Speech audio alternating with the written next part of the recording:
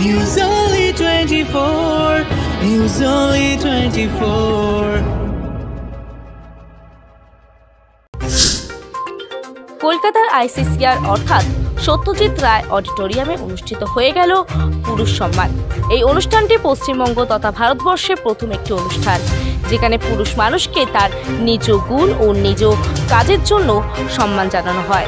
অনুষ্ঠানটি আয়োজন করেছিল রেড ওয়াইন এন্টারটেনমেন্ট এবং কলকাতার বিশিষ্ট গুণীজনেরা। বঙ্গপুরুষ সম্মানে সম্মানিত করা হয় বিশিষ্ট চলচ্চিত্র পরিচালক গৌতম ঘোষ, অভিনেতা বিপ্লব চট্টোপাধ্যায়, জাদুকর জুনিয়র পিসি সরকার, বিভাস ভট্টাচার্য, যোগেন চৌধুরী, গায়ক সিধু, শ্রীকান্ত আচার্য, সুজয় বিশ্বাস, আইনজীবী জয়ন্ত নারায়ণ চট্টোপাধ্যায়, অনুপম হালদার সহ অন্যান্যদের। আর আমার পুরুষত্ব প্রমাণ করতে আমার সন্তান আছে, সুতরাং আমার উপস্থিতি আমার জবাব। এটা শুনে সেই আমি কখনো তো হাসি না, ভীষণ গম্ভীর হয়ে থাকি সবসময়। একটু বেশি হাসলাম, বউকে বললাম জানো তুমি তো বলো আমি পুরুষ না, তাই তো পুরুষের পুরস্কারটা পাচ্ছি। কিন্তু অদ্ভুত এই ইহা সম্পর্কে আমি কিছু বলিতে নারী। কেন নারী আপনার আপনি বলছেন আমার বউ কথা বলবো, সবাই ওকে প্রশংসা করে। আমার পেছনে সব থেকে বড় দিদি অবদান কারো থেকে থাকে, এটা যে আমার মা আমাকে জন্ম দিয়েছেন, আর আমাকে জন্ম দিয়ে ধরে রেখেছেন আমার বউ। কাঁদছি আমি। বর্তমানে যদি বলতাম যদি ও না আমার বিয়ে হতো না। আদর্শ কি আদর্শ, ছি ছি ছি ছি ছি। ও যেখানে যাবে আমি যাব, আমি যখন মরে যাব আমি উইল রেখে যাব, পরের জন্মে কিন্তু আমরা আবার স্বামী স্ত্রী হব। কিভাবে কিভাবে সামনের জন্মে যখন আমরা আবার দুজনের কাছে আসবো, তখন ও স্ত্রী হবে আমি স্বামী। কারণ তার কারণ হচ্ছে পুরস্কারটা পাবে না। ও আই সি, পুরস্কারটা পাওয়ার জন্য ওই পরের জন্মে কিন্তু কথা কেউ যদি বলে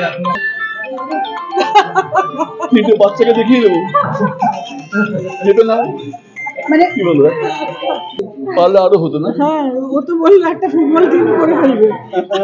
মানে ভালোবাসে, কে কাকে বেশি ভালোবাসে।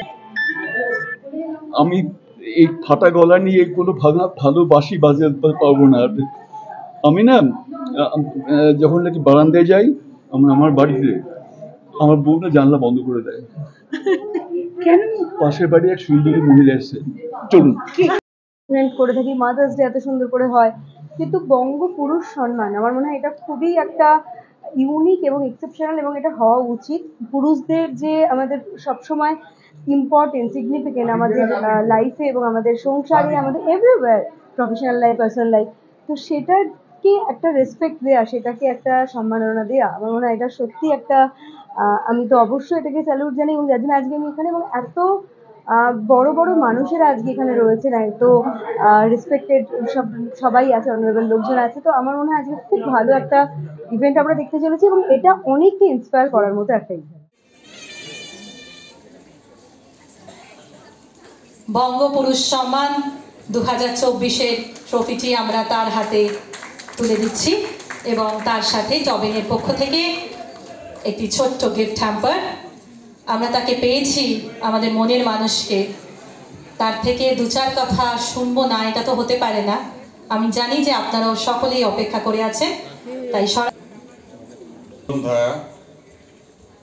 প্রথমেই অভিনন্দন জানাই শ্রদ্ধেয় ও প্রিয়জন যারা এই পুরস্কার পেলেন, এবং রেড ওয়াইনের অভিজিৎ বেশ কয়েক মাস আগে থেকে বলছে এই দিনটা খালি রাখবেন, এই সন্ধ্যাটা। তো সত্যি আর আসলে বেশি কথা বলা উচিত নয়, বিপ্লব যেটা বলে গেল তার মূলটা একটু বলি। অন্যতম শ্রেষ্ঠ কবি জীবনানন্দ দাশ, তার মা কুসুম কুমারী লিখেছিলেন, আমাদের দেশে হবে সেই ছেলে কবে, কথায় না বড় হয়ে। প্রতিটি জিনিস যখন থেকে ভাবনা চিন্তা করা হয়, চিত্রনাট্য লেখা হয়, এবং প্রতিটি পর্ব, ক্যামেরা, এডিটিং, অভিনয়, সাউন্ড, প্রতিটি জিনিস একাগ্রভাবে নিজে বসে থেকে করতে হয়, তাছাড়া কখনোই সেই কাজে সুর লাগে না। আমি প্রথমেই আমাদের সকলের প্রিয় মানুষ অনিন্দ সরকার দাদাকে বলবো দু চার কথা বলার জন্য।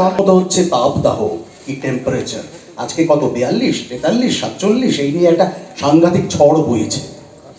তারপরে হচ্ছে আসন্ন নির্বাচন নিয়ে একটা ঝড় বইছে মানুষের মনে।